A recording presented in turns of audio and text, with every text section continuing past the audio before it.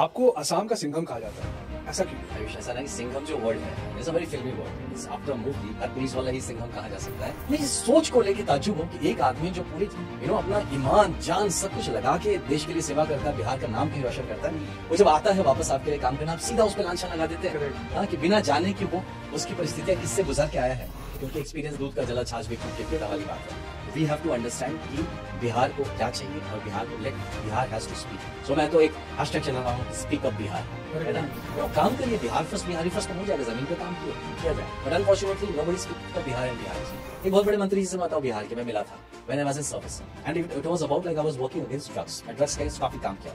मैं बहुत बड़े मंत्री जी थे, मैं नाम नहीं लेते हैं उनको। Drugs is a serious thing जहाँ पे समाज के लिए आप इसमें भी पॉलिटिक्स खेल रहे हैं। नीतीश कुमार, तेजस्वी यादव और प्रशांत किशोर। एक फेवरेट देखिए, मैं बताऊं तो मेरी आइडियोलॉजी के साथ जो क्लोजेस्ट मैचिंग है वो प्रशांत किशोर जी।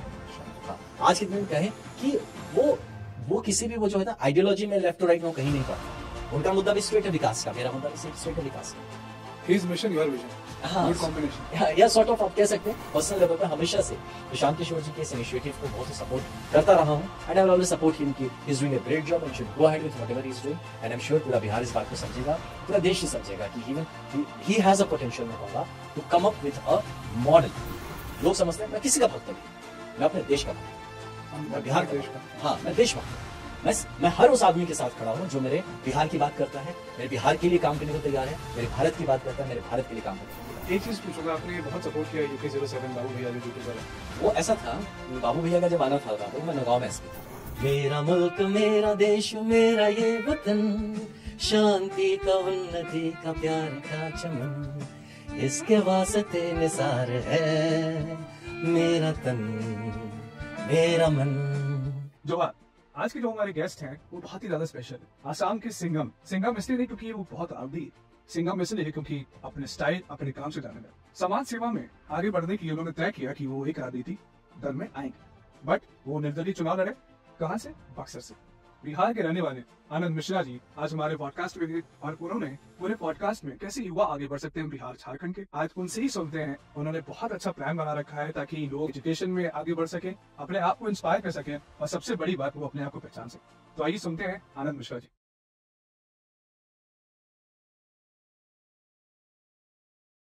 सो आनंद भैया जोहार, एंड आपका बहुत बहुत शुक्रिया कि आप हमारे चैनल अनकट रियलिटी पे अपना टाइम दिया आपने। आपको असम का सिंघम कहा जाता है, ऐसा क्यों? एक्चुअली ये जो सिंघम, देखो आयुष, ऐसा ना कि सिंघम जो वर्ड है इट्स अ वेरी फिल्मी word. It's after movie her police वाला ही सिंघम कहा जा सकता है। ऐसा थोड़ा सा भी जिसमें थोड़ा टशन दिख जाए, थोड़ा सा स्टाइल दिख जाए, उसको सिंघम कहने लगते हैं। तो आई बिलीव कि दिस सिंघम वर्ड जो असम का, मुझे सिंघम के वर्ड, एक चीज है कि I have worn my uniform in a very stylish वे।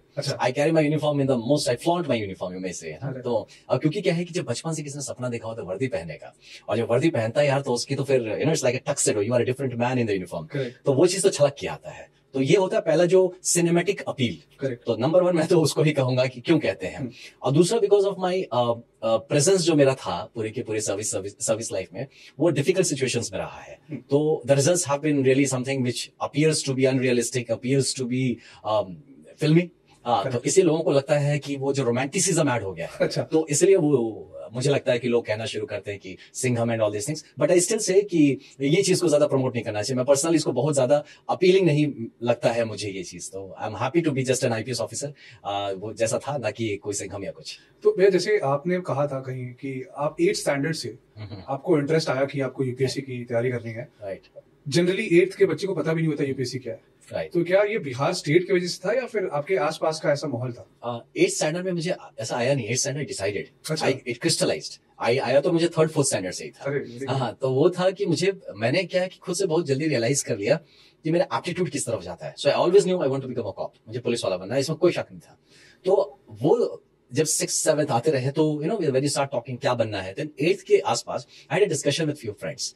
तो जब उनसे डिस्कशन हुआ तो उन्होंने पूछा कि क्या बनोगे तुम, तुम्हें क्या बनना है, तुम क्या तो पुलिस कांस्टेबल बनोगे, तुम दरोगा बनोगे, क्या बनोगे? तो आई रियलाइज्ड, तब वो दिमाग में आया कि अच्छा उसमें भी तो हायरार्की है। अच्छा, तो हायरार्की में क्या होता है? Then I started searching for it कि होता क्या है। तो अच्छा, सिपाही क्या करता है, दरोगा क्या करता है, डीएसपी क्या करता है, आईपीएस क्या करता है। देन आई रियलाइज कि अच्छा, IPS is the senior most officer in police, और आईपीएस एक ऐसा प्लेटफॉर्म जहां से आप पुलिस ही नहीं, सिर्फ पूरे एडमिनिस्ट्रेशन में एक बड़ा रोल आप प्ले कर सकते हैं। तो then that was the time जब कि एक थॉट फॉर डिसीजन था आईपीएस बनना। ऐसा नहीं कि हवा में फिल्म देख के बोल दिया आईपीएस बनूंगा, नहीं, ऐसा नहीं। मैंने पूरा उसको स्टडी किया, एंड देन आई डिसाइडेड कि 8th में कि आईपीएस बनूंगा। फिर भी आपका कोई इंस्पिरेशन रहा होगा, आसपास आपने किसी को देखा होगा? या दो इंसिडेंट ऐसे हैं, एक 2.5 इंसिडेंट कहूंगा, एक हाफ वाला भी बताता हूँ।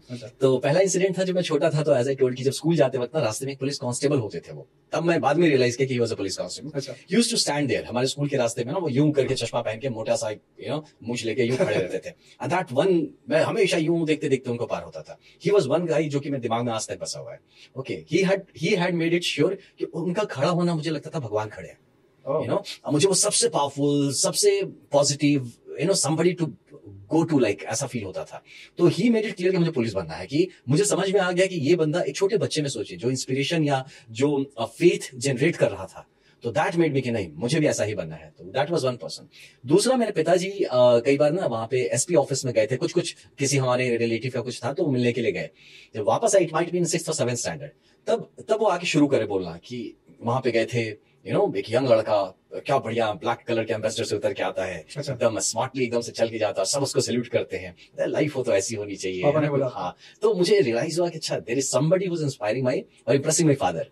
तो होता है कि आप भी बच्चे होते हैं तो चाहते हैं कि भाई पापा कहते हैं कि आप कुछ नहीं कर रहे हैं, आप बेकार है, कुछ काम नहीं कर रहे, तुम्हारा कुछ नहीं होगा। तो लगा अच्छा, अगर पापा इससे इंप्रेस होते हैं, मैं भी यही ऐसे कुछ बनता हूँ, है ना। एंड देन वो चीज बातें हैं कि अच्छा, वो भी पुलिस ही है, ये भी पुलिस, तो पुलिस में पुलिस क्या होता है, तब वो रियलाइजेशन आना शुरू हो गया, ओके कि then what is an IPS officer. तो उस तरह से। और ये 2.5 वाला पार्ट था, जो हाफ वाला पार्ट था, तो बेसिकली आई मस्ट कन्फेस कि हमारे स्कूल में कि there was a special friend कह सकते हैं, बट मेरे लिए स्पेशल 8th स्टैंडर्ड में। हाँ, कि मतलब ऐसा कुछ नहीं, यू कांट से, एक पॉजिटिव अच्छी फीलिंग, एक अच्छी पॉजिटिव फीलिंग थी मेरे किसी के लिए।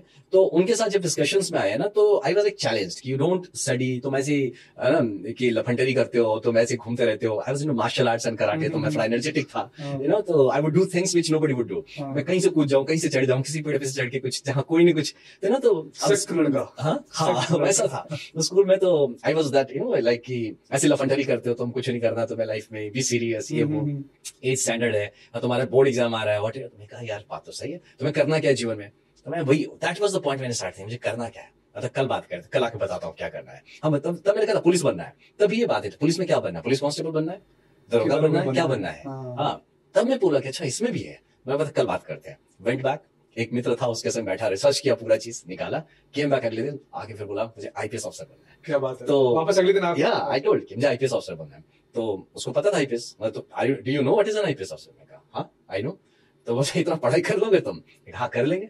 मुझे take it as a challenge. मैं कहा yes that's a challenge, I promise that I will become an IPS officer. आज उनको पता है। हाँ पता है एंड परहैप्स तो इट्स म्यूचुअली बहुत ही अच्छी फीलिंग रही। तो बनने के काफी साल बाद कनेक्ट हुए फिर, तो उनको प्राउड फील हुआ होगा। तो कहीं ना कहीं आई टोल्ड कि लोग आई केप्ट माय प्रॉमिस। तो कहीं ना कहीं ये होता है कि हर एक काबिल इंसान के पीछे एक लड़की का हाथ होता है, तो वो शायद कह सकते हैं, but it was a very definitely in a good positive emotion. Class 8 के बच्चे को क्या ही समझ में आया, बट ये था कि somebody has inspired me in that way, a very positive inspiration was made through that. तो ये तो हाफ रोल नहीं हुआ भैया, ये हाफ ही कहूंगा मैं। नहीं, ये तो आपके ड्रीम को पूरा करने के लिए चैलेंज था, आई एम श्योर, बट पूरा होता है, had it been together then पूरा होता शायद। So nice to see you here in Delhi, and आप हमेशा से एक इंस्पिरेशन रहे हैं for all the youth across the country। अगर मैं अपनी सिटी की और अपने शहर और अपने स्टेट की बात करूं, झारखंड स्पेशली एंड बिहार, वहां के लोग आपसे रिलेट करते हैं। हम ये जानना चाहते हैं कि इतनी मुश्किल समय में रह के, मतलब Buxar is not very easy, same as it is Dhanbad और फिर any state of any city of part of Jharkhand, उस माहौल में रह के आपने अपने आप को कैसे ये योग्य बनाया। राइट, इसमें ऐसा है ना शोएब कि इनिशियली तो हम ठीक है गांव वाला था, but I got to get to Calcutta. मेरे पिताजी हिंदुस्तान मोटर्स में काम करते थे, एम्बेसडर्स वाले में, एचएम हिंदुस्तान मोटर्स। तो मैं फिर वहां पे मेरी पढ़ाई जब हुई और फिर सेंट जेवियर्स कॉलेज कलकत्ता से मैं पास आउट किया, बट अगेन वहां पे वो सिविल सर्विसेज का कल्चर नहीं था। अच्छा, the culture there was again engineer, doctor, chartered accountant, वो अलग कल्चर था। वहां पे सिविल सर्विसेज का कल्चर उतना स्ट्रांग नहीं था। बट कमिंग फ्रॉम बिहार, ये बिहारी के डीएनए में बसा हुआ ना कि सिविल सर्विसेज का, तो वो कहीं ना कहीं तो इम्पैक्ट करता था कंटिन्यूअसली। ये जो सारी चीजें मैंने बताई, इसको टेकन टुगेदर, और हर बार आप घर में ही होता है कि क्लास 1 बनो, यूपीएससी देना है, सिविल सर्विस बनना देना है, आईएएस आईपीएस बनना है। तो ये जो चीजें कहीं ना कहीं दिमाग में घूमना शुरू हुआ, तो it kept me going. In fact initially it all started with challenge. पहला तो कसम तो मैंने ही खा लिया था 8th में कि आईपीएस बनना है। अच्छा। उसके जब 10th में आके बताया कि I did well in my graduate इसमें बोर्ड एग्जाम्स, तो मैंने कहा कि अब मुझे आर्ट्स लेना है। Father was an engineer, like you know. तो फर्स्ट क्वेश्चन, आर्ट्स क्यों लेना है, क्या करना है जीवन में, ये सीरियस नहीं है, इसको कुछ करना नहीं है लाइफ में, जैसे टाइम पास करना चाहता है, इजी सब्जेक्ट खोज रहा है ना। तो ऐसा नहीं कि आर्ट्स को डिमीन नहीं कर रहे थे, लेकिन वो चाह रहे थे कि इंजीनियर बनो, डॉक्टर बनो। शायद उनमें उनको मुझ में वो काबिलियत दिखती थी कि कर सकता है, बट मैं था कि नहीं, मुझे तो आर्ट्स लेना है। तो सबने फिर मेरे एक रिलेटिव था, उन्होंने पूछा कि आर्ट्स लेके क्या करोगे, क्या कर सकते हो। मैं कहा यूपीएससी लूंगा, आईपीएस बनूंगा। तो ही वाज लाइक आईपीएस बनोगे, तुम पता है आईपीएस क्या होता है? अच्छा। तुम्हारे खानदान में कोई है आईपीएस? कोई बैकग्राउंड नहीं रही है? नहीं, कोई कुछ नहीं। मेरे खानदान में तो ऐसा गवर्नमेंट सर्विस का ही नहीं रहा जो रहा। ग्रुप बी ग्रुप सी से ऊपर कोई नहीं था कभी। हाँ, तो वो भी 1-2 जन। तो एक मेरे बड़े पिताजी थे, ही वाज मतलब वर्दी में आरपीएफ में कांस्टेबल के हिसाब से ज्वाइन किए थे। अच्छा। हाँ, तो उतना ही। तो वो भाई साहब मुझे कहते हैं कि मतलब सपने भी देखो तो औकात में देखो। हाँ, कि आर्ट्स लेने चले हो, हाँ, तुम्हें सपोर्ट बनना चाहिए अपने फैमिली का, पेरेंट्स का, और तुम अपने साथ मजाक कर रहे हो, things like that, very discouraging. मैंने कहा नहीं, मैं तो बनूंगा, मैं तो करूंगा। और फिर मैंने लिया and you know got ahead with that. Coaching का फिर बात है कि कोचिंग के लिए, तो कोचिंग के लिए अब इतना भी मैं बड़े फैमिली से नहीं था। पिताजी का काफी रिस्पॉन्सिबिलिटी था, बहुत जॉइंट फैमिली लेके चलना है और कि they could not spend much money on me. हाँ, कि दिल्ली जाइए, कोचिंग करिए, ऐसा कुछ नहीं। मैं वही रहा, मैं बोला कि नहीं, मैं खुद पढ़ लूंगा, मुझे किसी तरह का और सपोर्ट की जरूरत नहीं पड़ेगी। मैं लोकल स्कूल में ही पढ़ा, जो बिरला का ही एक स्कूल था। तो I did well in my class 10th, तो I was given a scholarship. तो मेरे वहीं पे हिंद मोटर में बिरला का एक दूसरा स्कूल था, हिंद मोटर हाई स्कूल। तो वहां पे स्कॉलरशिप में कहते कि no money was charge for me, मतलब नो फीस नथिंग, तो सब फ्री। तो 10th के बाद मेरी पूरी पढ़ाई फ्री है। हाँ, तो उसके बाद पूरी पढ़ाई मेरी फ्री थी, ग्रेजुएशन में भी वैसा ही। अच्छा। हाँ, तो मेरी पढ़ाई, मेरे पैसे लगने बंद हो गए 10th के बाद। बुक्स खरीदने में जो थोड़े पैसे लगे हों वही है।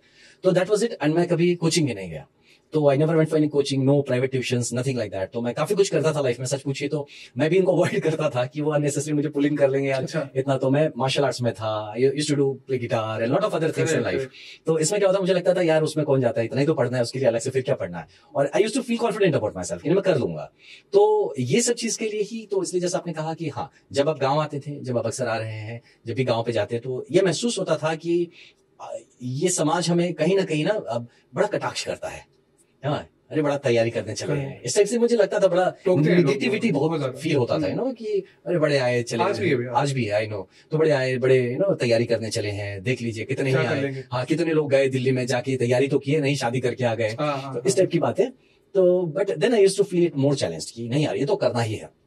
तो फिर भी थैंकफुली मैं अपने ही एक शेल में बंद रहता था, अपने कमरे में बंद होके मैंने पढ़ाई किया। काफी कुछ मैंने लीव इट, मतलब लेट गो कर दिया था ग्रेजुएशन के टाइम में। And I had taken up almost semi सन्यासी हो गया था मैं उस टाइम में, जब पढ़ा था। तो मतलब ये होना पड़ता है, यू हैव टू। देखिए, सब कुछ नहीं मिलता, कुछ तो छोड़ना पड़ता है। यस। तो वो चीज के बाद फिर जस्ट आफ्टर ग्रेजुएशन मैंने वहीं पे था, मैं एक मित्र ने कहा कि सिविल सर्विसेज का पेपर दे सकते हो, वेस्ट बंगाल सिविल सर्विस का आया है नोटिफिकेशन। हाँ, स्टेट। मैंने कहा नहीं यार, मुझे तो आईपीएससी बनना, मुझे और कुछ नहीं देना है। तो बोले देख लो, इतना भी ओवर कॉन्फिडेंट मत हो, take it as a mock test. मैं कहा ठीक है। I wrote the exam and I got through. हाँ, तो मेरे लिए फ्लूक था कि अरे मैं पास हो गया। तो अब पेरेंट्स सारे लग गए कि क्लास 1 सर्विस है, तुम कैसे। मैं कहा उसमें सिविल सर्विस अलॉट हुआ मुझे, वहां पे मेरा फर्स्ट चॉइस था डीवाईएसपी जो होता है पुलिस, लेकिन सिविल सर्विस अलॉट हुआ तो मैं कहा नहीं, मैं नहीं करूंगा, मुझे पुलिस ही चाहिए। तो मैं आई स्टडी। सबने कहा तुम पागल हो क्या, लोग इतने साल तैयारी करते नहीं होता है, तुम्हारा हो गया है। वहां पे I was in the top 10 ranks only. हाँ, तो I was got into the state civil service. हाँ, तो उसमें जो हुआ, तो उसमें जाने के बाद इट वाज लाइक कि मुझे समझ में आया कि I am not meant for civil service. तो आपने ज्वाइन करा था? हाँ, ज्वाइन किया था मैंने। नहीं, कैलकाटा में वाज वर्कड इन बालूरघाट, एक था एक सब डिवीजन है बालूरघाट। हाँ, तो वो दक्षिण दिनाजपुर डिस्ट्रिक्ट, वहां काम किया, बर्दवान में काम किया, कैलकाटा सिटी में भी काम किया। तो वहां पे एज डिफरेंट पोस्ट में एज अ मजिस्ट्रियल काम भी किया। देन लास्ट में मैंने directorate of food and civil supplies जो होता है, उसमें I was as a vigilance officer, मैं उसमें भी था, क्योंकि मुझे ये देना था एग्जाम। तो लास्ट में वहां पे मैं रुका जाके एग्जाम। तो एनीवेज, तो ये जब चल रहा था ना, तो दैट वाज अ फेज जबकि मैं ज्यादा श्योर हो गया कि नहीं, I am not meant for civil service, I am meant for police service, I am meant for something which keeps me engaged physically and personally. तो सिविल सर्विसेज में मुझे और भी बहुत सारी चीजें दिखी जो कि मुझे somehow where money matters come in a lot of things. तो बहुत अनड्यू प्रेशर्स मुझे महसूस हो रहा था कि व्हेन मनी वाज इन्वॉल्वड, तो हमारा समाज unfortunately it's yet not ready to have an honest life. तो वो ऑफिसर्स को भी इसमें ड्रैग करने की कोशिश की जाती है। I am not ready to do that, मुझसे नहीं हो पाएगा। तो मैं समझ गया कि यार पुलिस में कुछ नहीं ना, तो पुलिस में कम से कम you can maintain your integrity properly, you are not involved with the money business, आपका उसमें कुछ नहीं है, आप सीधा लॉ एंड ऑर्डर वाले में हो, एंड एडमिनिस्ट्रेशन में हो के भी यू कैन कीप योरसेल्फ। तो आई बिलीव पुलिस में क्लियर एंड क्लीन रहना ज्यादा पॉसिबल है. It's easier than living a very clean life and honest life in civil service, because civil service directly intermingled हो जाता है with political interests, with things which are beyond parliamentary ways of working. तो इसलिए तो then मुझे पक्का हो गया मैं कि नहीं यार, मैं तो पुलिस ही ठीक हूँ, मैं उसमें ही जाना है मुझे. तो फिर उसके बाद I wrote the exam and got through into IPS. तो गॉड वाज ग्रेट. तो I landed up in IPS and उसके बाद फिर got into Assam Meghalaya cadre and then life goes beyond. आप सही कहते, जो आपका क्वेश्चन था कि बक्सर में या बिहार में रहकर तैयारी करने का कल्चर तब भी नहीं था ब्रदर, और आज भी नहीं है. अनफॉर्चुनेटली आज भी नहीं है, क्योंकि पता है उस क्षेत्र में ना आप जाते हैं, जो चीज आपको महसूस होगी वो आपको अवसर नहीं दिखता वहां से किसी भी चीज का. The worst thing in Bihar, specially जिस क्षेत्र से मैं आता हूँ, शाहबाद, इसमें वहां पे आपको अजीब सा होपलेसनेस दिखेगा. हर आदमी होपलेस दिखता है, चाहे कोई कुछ भी कह ले, कितनी बड़ी बातें कह ले. मैं जमीन पे काम किया हूं मैं पिछले काफी दिनों, और मैं दरवाजे दरवाजे गया हूं, हजारों लोगों से मिला हूं. वन कॉमन थिंग जो मैंने वहां से डिराइव किया, पीपल आर होपलेस. उनको किसी से उम्मीद ही नहीं है, ना विश्वास है, ना आशा है. तो जितना निगेटिव फीलिंग से भरे हुए हैं वो उनकी वाणी में निकल के आती है, उनके सोच में, विचार में. अब सोचिए, I am digressing but I tell you, एक समाज इतना दुखी मन होता है ना, अगर आप वहां जाएंगे और आप किसी कुछ लोगों को चाय वाय पिला देते हैं, कहीं बाजार पे समोसा खिला देते हैं, तो यू नो व्हाट, पीछे जाकर क्या बोलते हैं, देखा खर्चा करा दिया ना, अच्छा बड़े आए थे तेज बनने हुए, करा दिया ना खर्चा. आई वाज शॉक्ड मैन कि ये क्या सोच है. You understand. अब ये समाज, ये वही तो, ये समाज जो इतने निम्न लेवल पे जाके अगर कुछ लोग सोच रहे हैं, वो समाज कैसे आगे बढ़ेगा. एक आप लीडरशिप की बात तो बाद में आएगी, आप में पात्रता तो आनी चाहिए पहले ना. जैसे कि इनको स्वामी विवेकानंद जी के गुरु थे रामकृष्ण परमहंस, उनसे पूछा गया कि आप तो इतने बड़े गुरु हैं, तो विवेकानंद एक ही क्यों बने, ऐसे और विवेकानंद आप क्यों नहीं बनाए. तो उन्होंने कहा कि देखो, पात्रता एक चीज होती है, मैं वही अमृत सबको ढाल रहा हूं.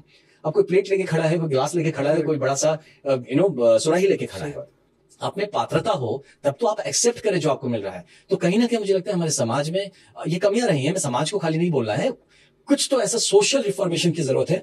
इस सोच से निकलने की जरूरत है जहां पे लोग ये सोच रहे हैं कि अगर आप उनको कुछ खिला पिला भी देते हैं तो उल्टा आपको बेवकूफ समझते हैं.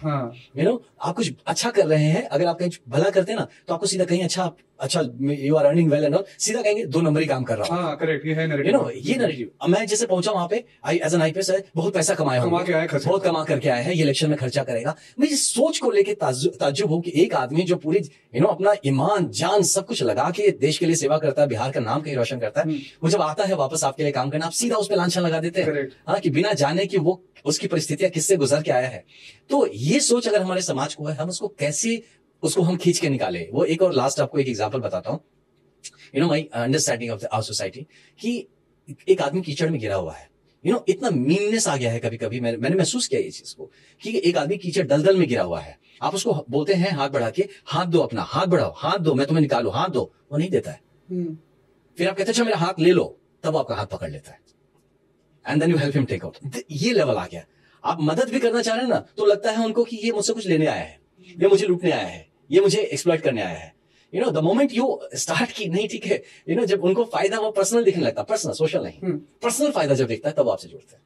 तो जैसे आपने करप्शन की बात करी, तो ऐसा आपको लगता है कि लीडरशिप जो रही है शुरू से वहां पे, और वहां के लोगों ने एक चीज दिखा है कि हमेशा यहाँ पे करप्शन एक बहुत बड़ा मुद्दा रहा है और लोगों ने हमेशा लूटा है, तो वो दिमाग में बैठ चुका है कि हाँ, जो भी आएगा वो हमें सिर्फ बेवकूफ बना के लूटेगा. तो आपको लगता है ये है वहां पे? ये चीज है, बट आई बिलीव कि एक समाज को, मतलब ये तो है, एक नैरेटिव है जरूर, क्योंकि एक्सपीरियंस दूध का जला छाछ भी फूक के पीता वाली बात है, ये चीज है. But you can not rule out ना.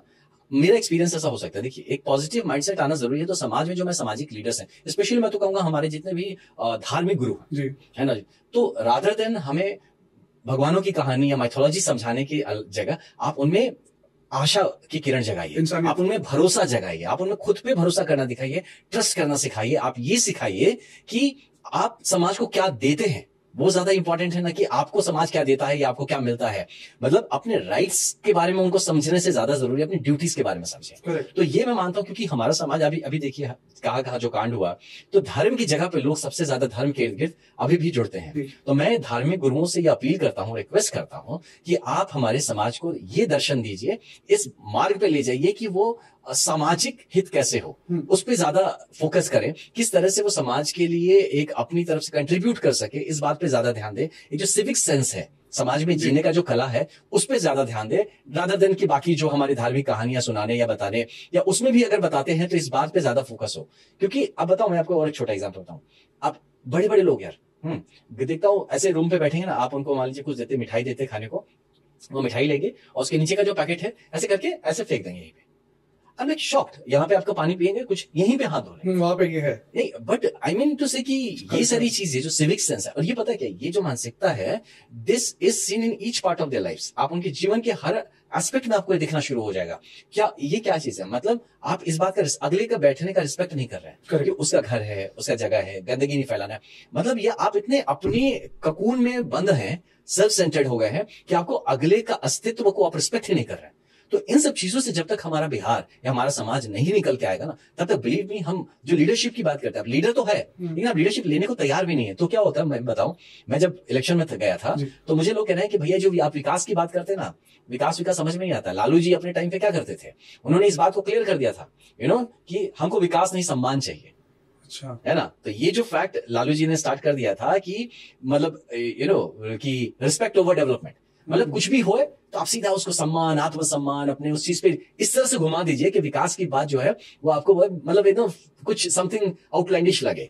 तो हमारे समाज को तैयार करने के लिए बहुत ही प्राइमरी लेवल से काम करने की जरूरत है। हम ऊपर हम मलहम लगाने की कोशिश करें, नीचे से घाव हो रखा है, उस घाव को भरने के लिए हो सकता है कोई सर्जरी ऑपरेशन की जरूरत है, हमें कुछ एक बड़ा कुछ करने का, मे बी कुछ एम्पुटेशन की भी जरूरत है, और हम लगातार उस पर बर्नोल लगा रहे हैं, बोरोलिन लगा रहे हैं, उसके ऊपर हम कुछ ना कुछ वैसा इलाज करें, तो it won't work in Bihar. मैंने ये चीज फील किया, ये देखा।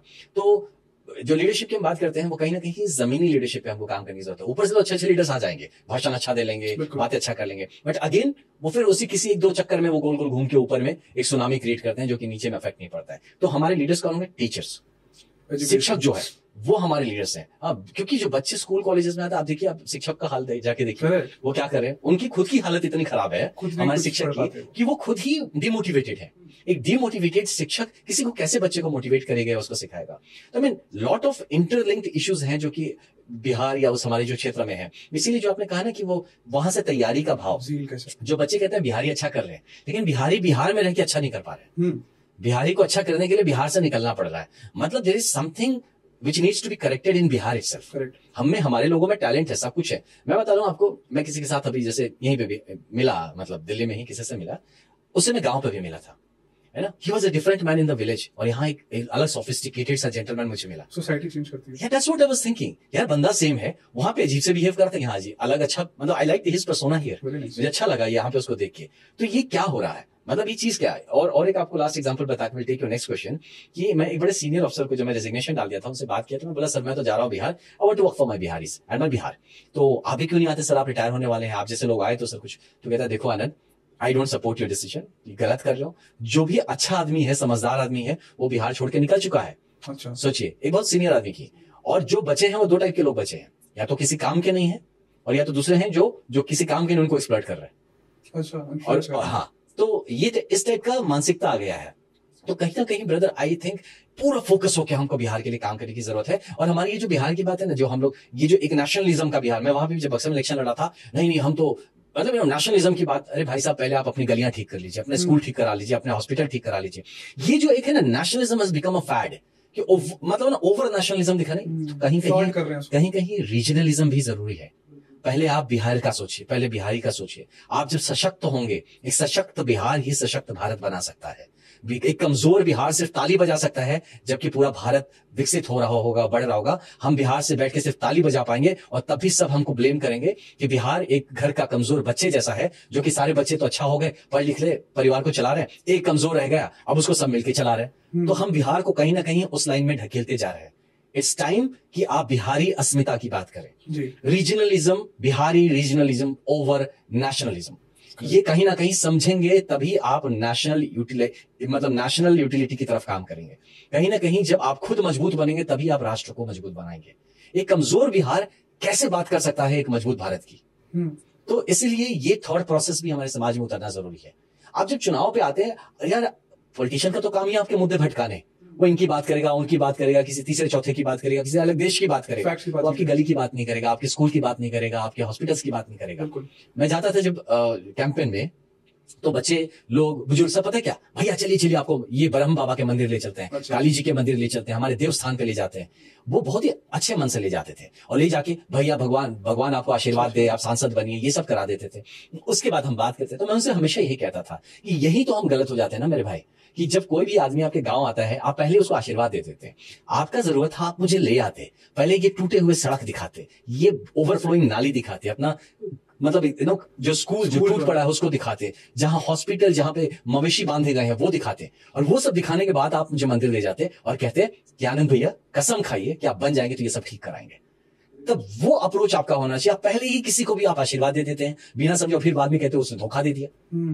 तो आपने तो अपनी बात रखी ही नहीं, आपने तो अपनी बात ही नहीं रखी उसके सामने। आप तो जो सामने आए नेता उसके जय जयकार करने लगते हैं।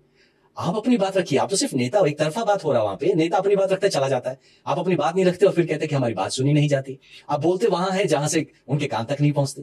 तो आप ऐसे आदमी को संसद में भेजिए और असेंबली में भेजिए जो आपकी बात जाके कहे, आपके हित के लिए लड़े। यस, जो पार्टी की बात करे, जो किसी और नेता को बढ़ाने की बात करे, फिर वो आपका रिप्रेजेंटेटिव कैसे हुआ?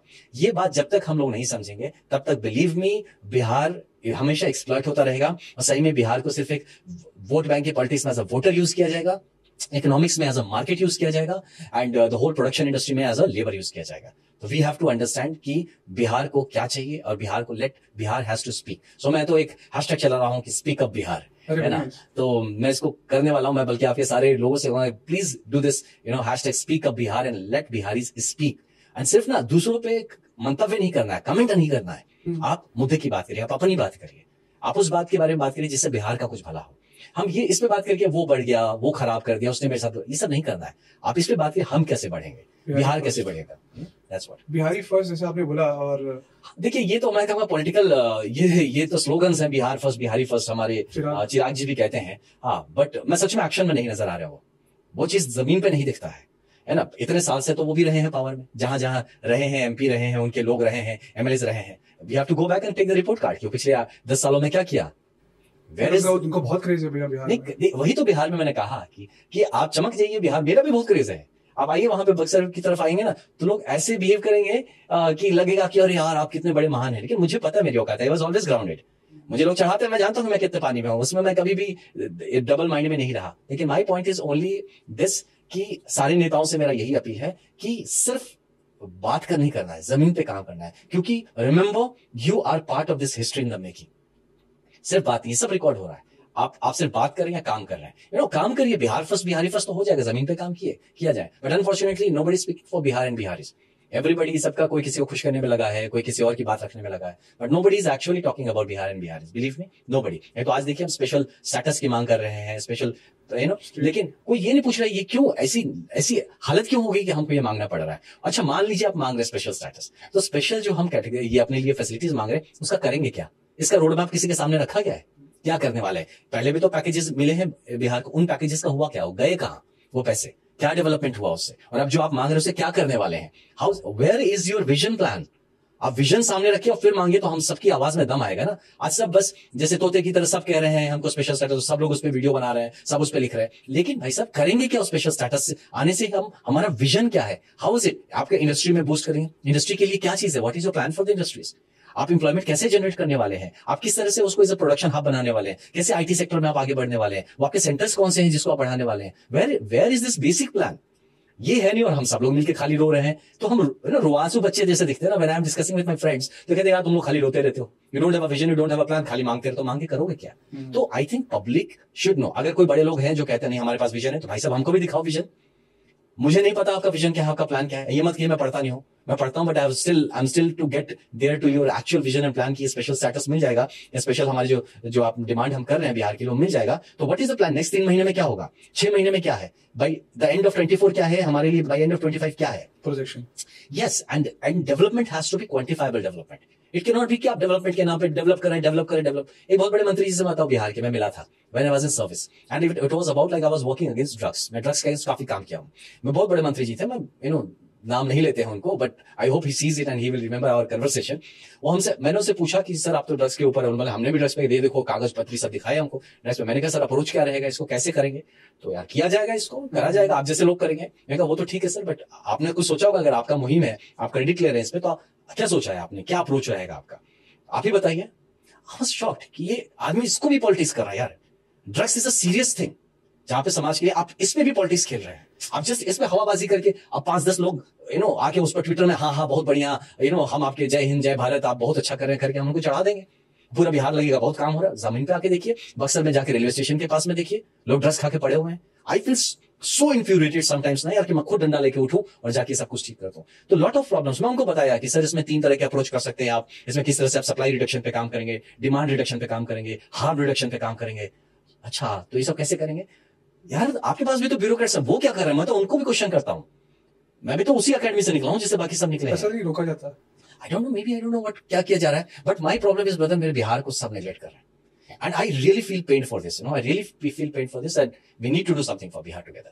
सो भैया, जैसे आपने बात करा विजन और मिशन की, और बिहार में आपको डेफिनेटली लोगों ने बहुत अप्रोच किया होगा और आज भी कर रहे होंगे।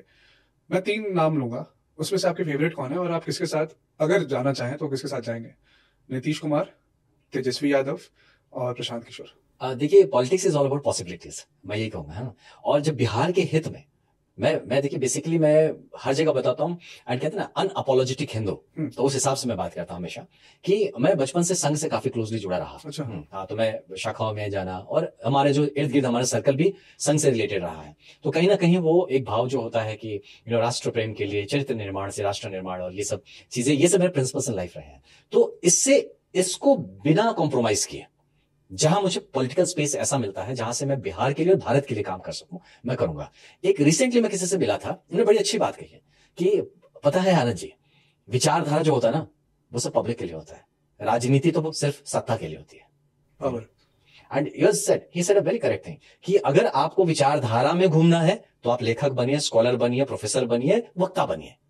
राजनीति करनी है, अगर सच में राजनीति में आके आप देश के लिए काम करना चाहते हैं, सत्ता में आदमी क्यों आता है? सत्ता में जब आएंगे तभी तो आप किसी के लिए कुछ कर पाएंगे, नहीं तो आप विपक्ष में रहकर आपकी रोल जो होती है सीमित होती है, एक लिमिट के बाद आप आगे नहीं कर पाएंगे। तो सत्ता में आने के लिए ये विचारधारा जो है ना, उसको आप घर पे छोड़ के आइए, मुझे कह रहा है। मैंने कहा ये कैसे हो सकता भाई साहब?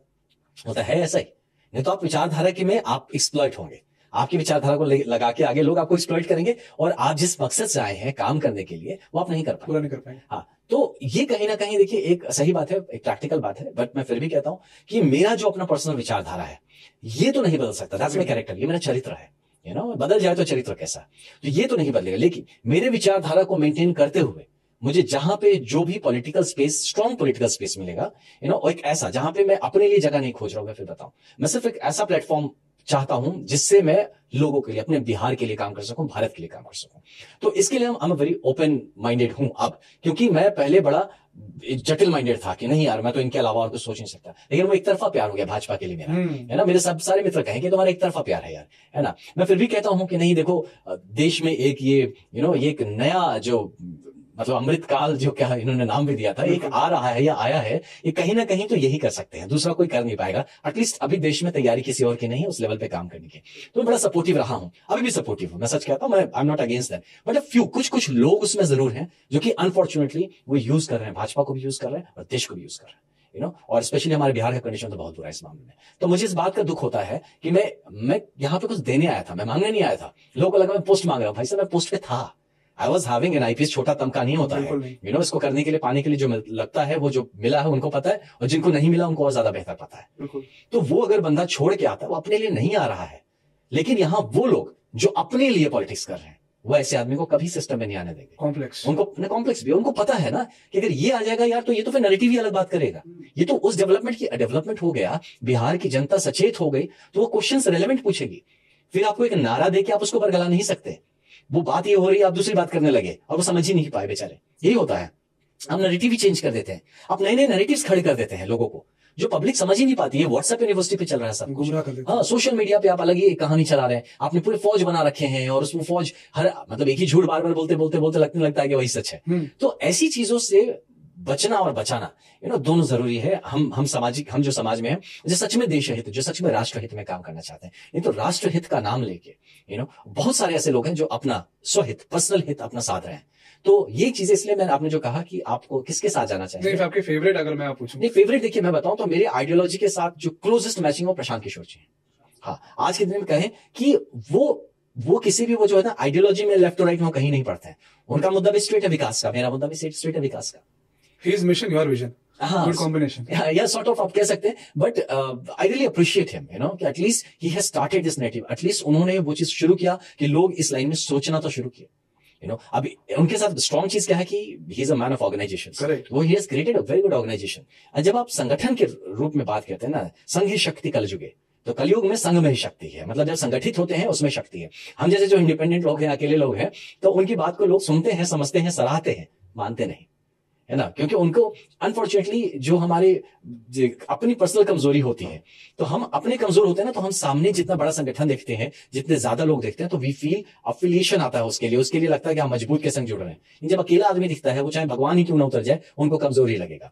तो ये मेरा ड्रॉबैक है, जिसमें मैं बड़ा पर्सनल लेवल पे हमेशा से प्रशांत किशोर जी के इस इनिशिएटिव को बहुत ही सपोर्ट करता रहा हूं, and I will always support him कि he is doing a great job and should go ahead with whatever he is doing, and I am sure पूरा बिहार इस बात को समझेगा, पूरा देश ही समझेगा कि he has a potential, मैं कहूंगा, to come up with a model, you know, a model way of governance। तो उनके पास है, theoretically he is very well placed। तो अगर वो उसको फिजिकली प्रैक्टिकली जमीन पे कितना उतरता है, that we have all to see. तो अगर वो आपको अप्रोच करेंगे तो आप उनके साथ जाना अभी वर्क आउट ऑन दिस। हाँ, तो will work out on this, ऐसा नहीं है, पर उनकी आइडियोलॉजी आपको अच्छी लग रही है। हाँ, आइडियोलॉजी अच्छी, मेरी ऐसी बात नहीं, मेरी प्रशांत से बात भी हुई है, पर ऐसा बात नहीं है कि मैं उनसे बात नहीं हुई है, you know, we are not in touch, we have been in touch, I am touch with many people. अब ये सोशल प्लेटफॉर्म पे आप हैं तो आपकी सबसे बात होती है, हर पार्टी में बात होती है, लोगों से बात होती है, सबसे बात होती है। What I am trying to understand is कि brother, I am not here for myself, you know, ये चीज, and I want a platform, a strong platform to work from।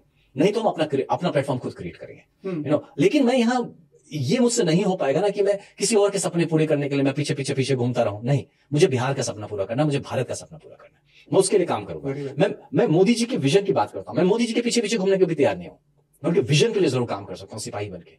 लोग समझते हैं मैं किसी का भक्त नहीं हूं, मैं अपने देश का भक्त हूं, मैं बिहार का भक्त हूं। हाँ, मैं देशभक्त हूं। मैं हर उस आदमी के साथ खड़ा हूं जो मेरे बिहार की बात करता है, मेरे बिहार के लिए काम करने को तैयार है, मेरे भारत की बात करता है, मेरे भारत के लिए काम करने को तैयार है। अपने लिए तो सब जी रहे, जानवर भी जी रहा है। अगर मैंने अपना सब कुछ सर्वस्व त्याग करके आया हूं, मैं एक तरह से पर्सनल लेवल पे आप देखिए, एक संन्यास जैसा जीवन लेके आया हूं, जिसको लेके मैं काम करना चाहता हूं। अब यहां आके मैं किसी और को क्या कहें कि उसके जो अपने पर्सनल ईगोज हों या जो भी हो, उसको सेटिस्फाई करने नहीं है, आई एम सॉरी। तो इसीलिए जहां भी ज्वाइन करने की बात आती है, किसी के साथ जाने की बात आती है, I need a strong position there. मुझे एक स्ट्रॉन्ग पोजीशन मिलना चाहिए जिससे मैं स्ट्रांगली अपने लोगों के लिए काम कर सकूं। मैं पर्सनली ये नहीं चाहिए कि उन्हें मुझे चमकना है, मुझे ये पोस्ट चाहिए, नहीं, मुझे वो पोस्ट मत दीजिए, आप नहीं चाहिए, मुझे काम दीजिए, लेकिन काम जो मेरा हो, जो मैं करूं, वो इंपैक्टफुल होना चाहिए, बड़े लेवल पर होना चाहिए। तभी मैं जो ज्वाइन करने किया किसी के, तभी मैं किसी के साथ जा रहा हूं, नहीं तो मैं ग्रेजुअली हो सकता है, स्लो होगा, लेट होगा, मैं अपना प्लेटफॉर्म खुद तैयार कर सकता हूं। टाइम लगे, लेकिन आप डेफिनेटली, मुझे जितनी आपकी बातों से आपकी जो एनर्जी है इस पॉडकास्ट में डेफिनेटली दिख रहा है कि आपके अंदर जो जील है, आप कुछ अपने प्रदेश के लिए, अपने शहर बक्सर के लिए कुछ नया अलग करना चाहते हैं और एक मॉडल बनाना चाहते हैं पूरे भारत में कि ये क्या था और आज क्या हो गया। और मैं सारे युवाओं से यही अपील करूंगा कि आपका साथ दें और आपके इस विचारधारा को सपोर्ट करके लाइफ में आगे बढ़ने की कोशिश करें, ना कि एक दूसरे को खींचने की कोशिश करें। बहुत अच्छे भैया। तो जैसे बिहार के लिए आपने इतना अच्छा सोचा भैया, और आगे आप शायद अच्छा और करें भी, आपको एक प्लेटफॉर्म भी मिले, हम सब आपसे आपको यही विश करते हैं। असम में और बिहार में आपने this is a transition from IPS officer to a politician. तो आपकी लाइफ में राजनीति की डेफिनेशन क्या है, और why IPS officer again changing to politician? Right, देखिए, ये दोनों दो अलग स्पेक्ट्रम दिखते हैं, है ना, बट ये एक कंटिन्यूअस स्ट्रिंग के पार्ट है, थोड़े से अलग अलग हैं पर कंटिन्यूअस। देखिए, आईपीएस ऑफिसर भी पब्लिक सर्विस में था, पॉलिटिशियन भी पब्लिक सर्विस में।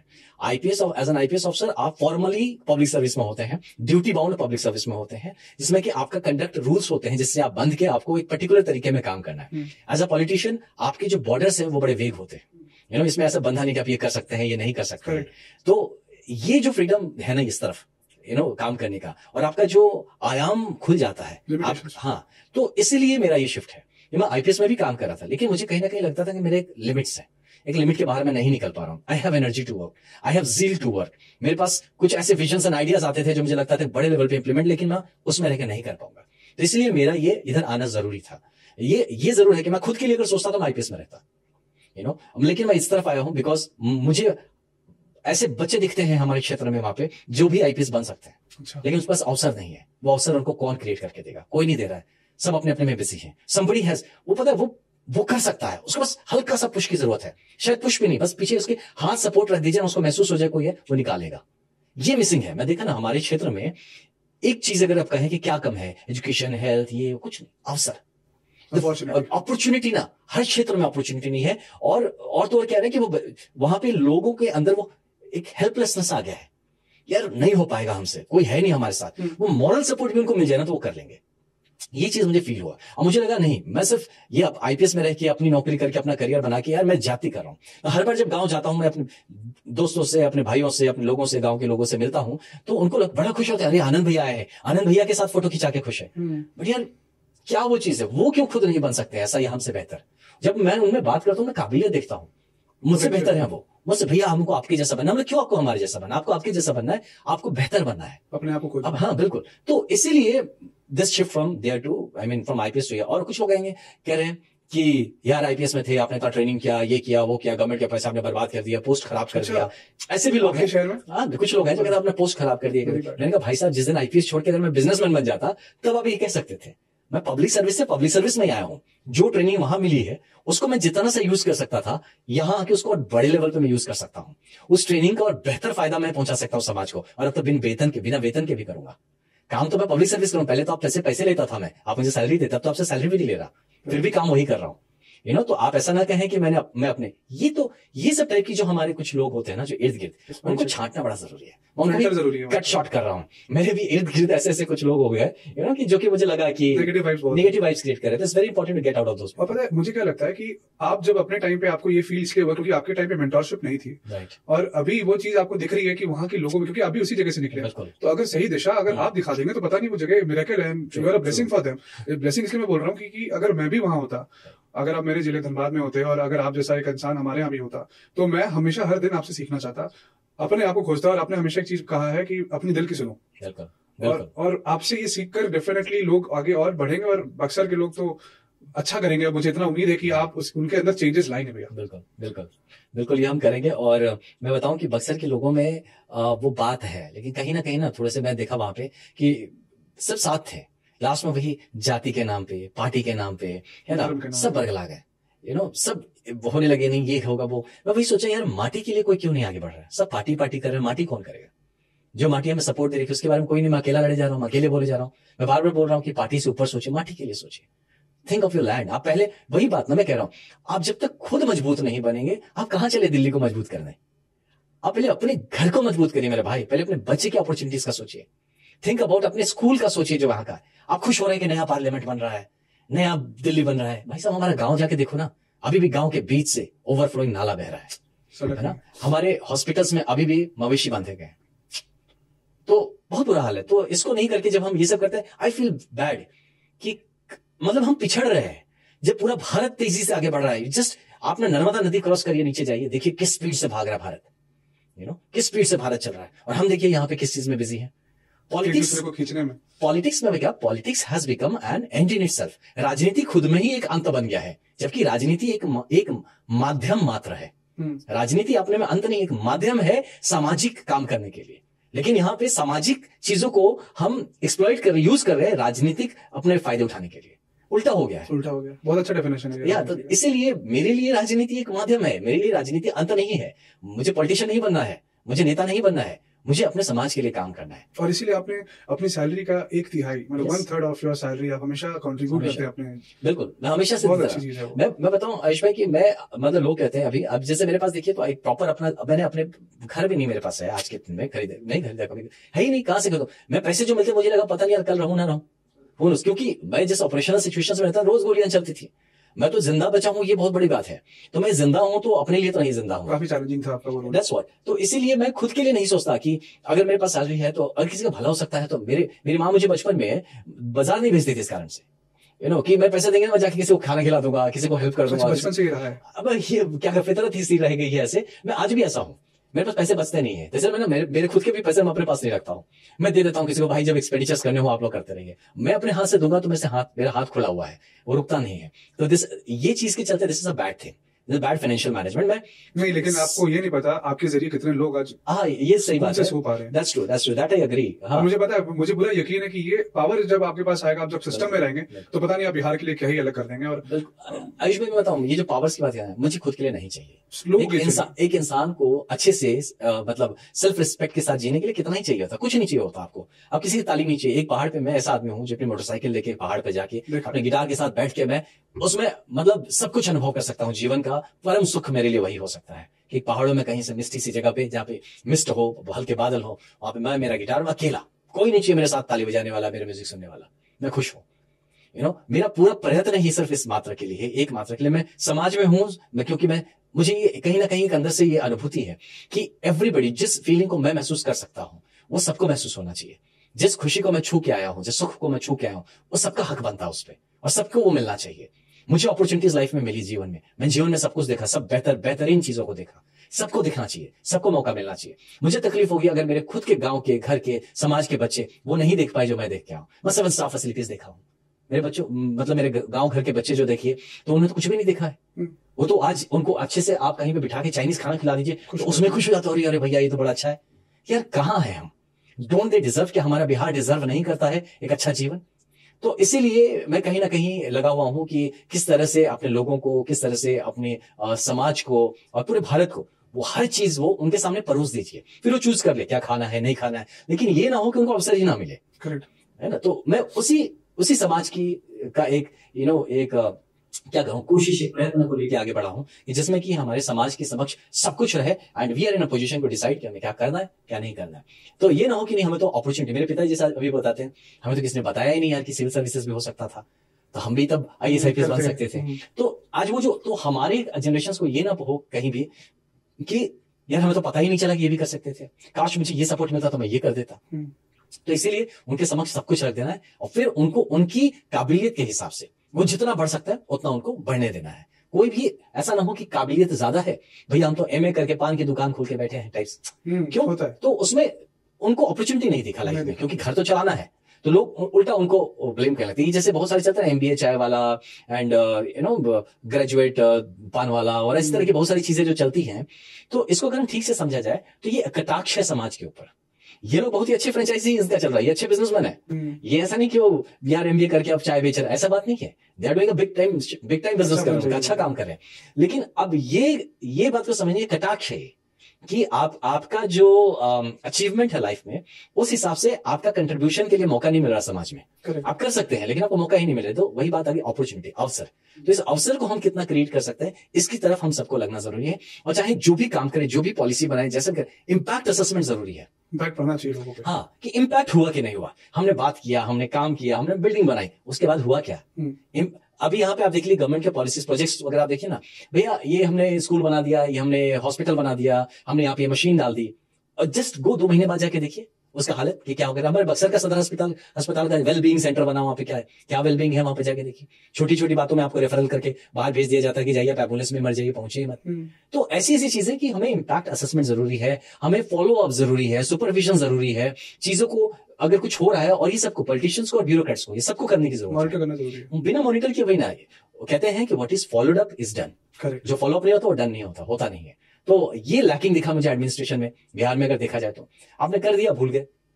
तो आप आए हैं, करेंगे, हम करेंगे, जरूर करेंगे, आई एम श्योर हम करेंगे। और इस बात को जो हम कर रहे हैं, अगर कुछ सुन भी रहे होंगे, कहीं ना कहीं ये चीज, ये ना मेरे हिमंत बिश्व शर्मा जी की बड़ी अच्छी बात है मुझे लगी है उनके एडमिनिस्ट्रेशन में, कि असम में जब उनका सरकार आया तो उनका ये चीज मुझे बहुत अपील किया। Is a very good administrator. आप उनके फेवरेट भी हैं? हाँ, नहीं, he is also no less, he is also my favourite as an administrator. मैं उनको देखा है कि किस तरह से he gets a work done, काम करवा पाने की जो उनकी क्षमता है। I just salute to that thing. और उन्होंने लास्ट उनके कार्यकाल में जिस तरह से बदला है, जिस तरह से एक तेजी लाया है असम के डेवलपमेंट में, I mean that's really something to watch for. और सीख के आने की जरूरत है किस तरह से वहां से ऑफिसर्स की टीम भेजी गई सारे अलग अलग प्रांतों में, राज्यों में, ये गुड प्रैक्टिस देख के आओ, ये चीज देख के आओ, come back and implement it here. अगर वहां हो सकता हमारे क्यों नहीं हो सकता? और आपने खूबसूरती से किया भी, इसलिए आप उनके फेवरेट हैं, पूरे असम के आप फेवरेट हैं। नहीं, दैट्स तो, ये तो बड़प्पन है असम का और सबका कि कि उन्होंने इतना प्यार सम्मान दिया। And that's a great society, I must say. Assam is a great society. एक चीज पूछूंगा, आपने बहुत सपोर्ट किया UK07 बाबू भैया जो यूट्यूबर है, उस टाइम पे जब भी वो उन्होंने असम वो आए हैं और आपसे उन्होंने मुलाकात करी, आपने उनके साथ राइड भी किया है शायद बाइक?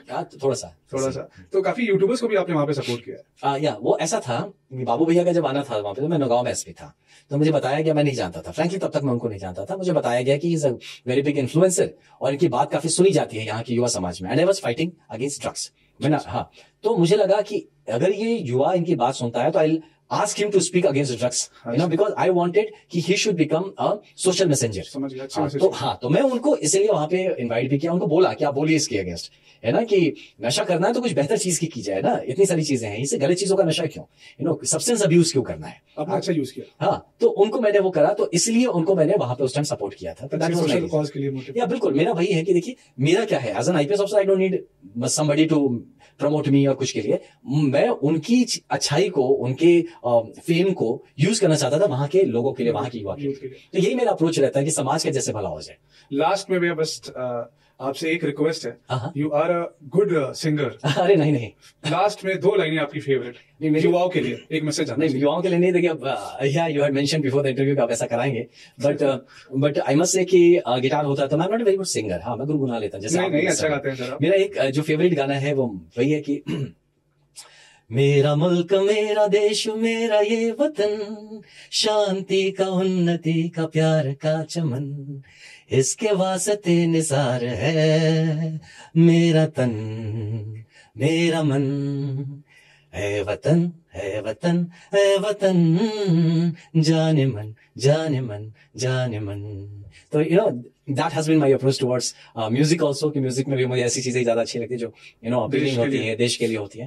तो इट्स लाइक दैट, और आई बिलीव कि एक हायर कॉज के लिए जिया जा सके अगर तो ये जीवन फिर मीनिंगफुल है। ये तो जी तो सभी रहे अपने लिए, जानवर भी जी रहे हैं, हम भी जी रहे हैं। और इस पॉडकास्ट से मैं डेफिनेटली बहुत श्योर हूँ कि लोग बहुत ज्यादा इंस्पायर होंगे। असम के लोग तो ऑलरेडी हो चुके हैं, वहां पे हमने इमोशंस देखा है जब आपने वहां से विदाई लिया था, योर लास्ट डे, सबने रोया था, सब बहुत इमोशनल हो गए थे, आपने नेम प्लेट उठा के आप जब निकले थे।